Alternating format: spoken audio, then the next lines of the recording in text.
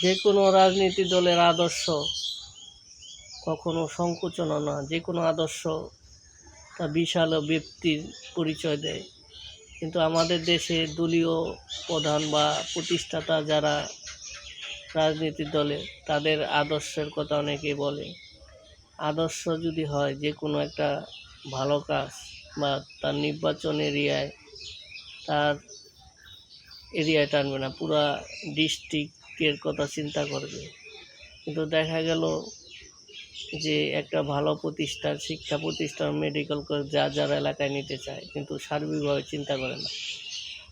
সদ্য জনাব সামরজমের পরে ধলেশ্বরী সংলগ্ন এরিয়ার ইউনিয়নগুলো অতটা উন্নয়ন ছোঁয়া হয় না।